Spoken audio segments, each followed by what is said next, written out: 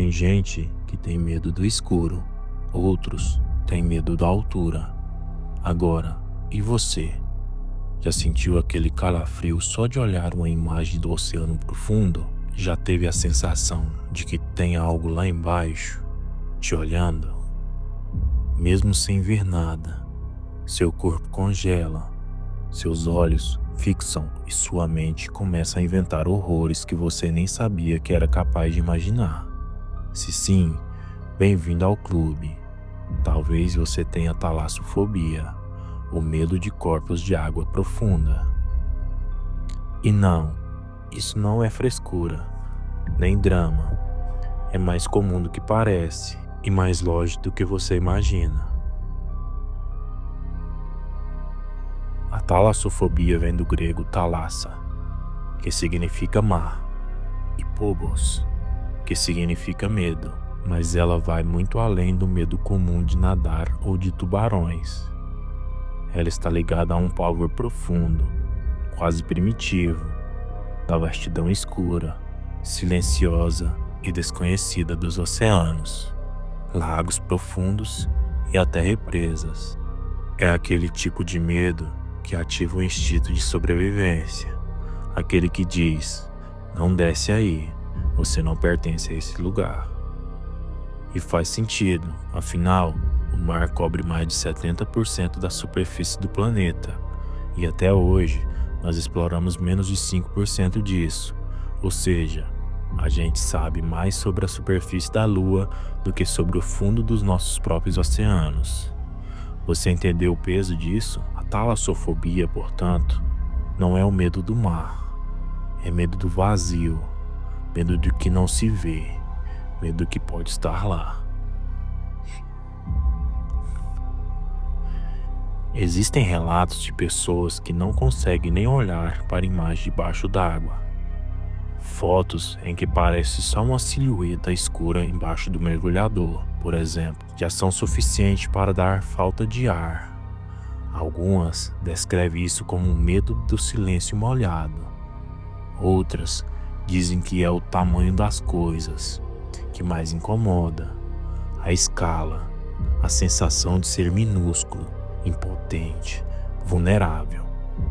E olha, não dá para culpar quem sente isso. Você já viu a boca de um tubarão boca grande? Já viu falar da lula colossal? Já viu uma imagem de Fossa das Marianas? O ponto mais profundo conhecido do oceano? Não tem trilha sonora que consiga tornar aquilo reconfortante. É um abismo real, escuro, esmagador. E ainda tem um detalhe: mesmo que não haja um monstro lá embaixo, o simples fato de não ter nada já é assustador o suficiente. A talassofobia costuma se manifestar em graus diferentes. Tem gente que sente pavor só de nadar em mar aberto, outros ao ver documentários de imagens profundas. E é claro, existem os casos mais intensos.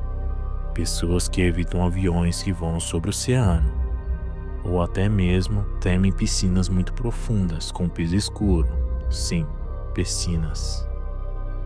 E adivinha, isso não é novo. O medo das águas profundas vem sendo passado de geração em geração. Pense nas histórias antigas de monstros marinhos, sereias que arrastam homens para a morte, navios que desaparecem sem deixar rastros. Não é só fantasia. É o reflexo de um medo coletivo que foi crescendo com o tempo.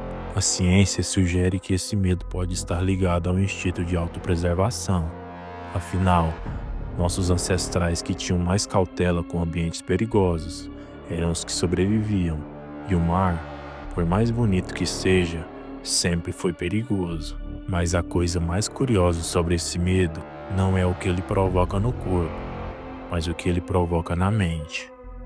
Estudos mostram que quando uma pessoa com talassofobia vê uma imagem de vastidão aquática, áreas do cérebro associadas ao medo do desconhecido e da morte são ativadas. É como se o cérebro automaticamente imaginasse um cenário de não retorno. E cá entre nós, quem nunca teve aquele pensamento ao nadar no mar? E se algo agarrar o meu pé agora? Spoiler: esse tipo de pensamento é combustível da talassofobia. E tem mais: a internet alimentou esse medo com força.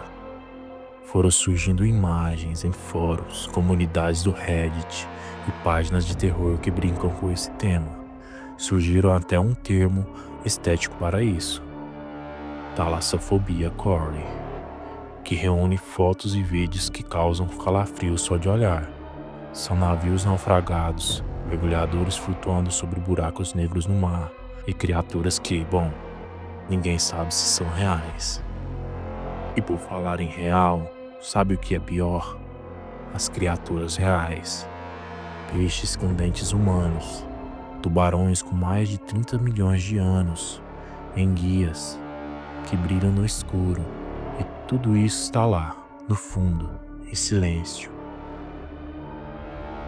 Mas a boa notícia é: talassofobia tem tratamento. Terapias com TCC, terapia cognitivo-comportamental e a exposição gradual com apoio psicológico ajudam muito a gente a lidar com esse medo. E não, isso não significa que a pessoa vai virar surfista. Significa apenas que o medo deixa de controlar a vida dela. Porque no fim das contas, o problema não é o mar, o problema é o que a gente acredita que o mar esconde. E você, já sentiu esse medo gelado? Esse desconforto ao olhar pro fundo do mar? Deixe nos comentários. Quem sabe você não está sozinho enquanto pensa.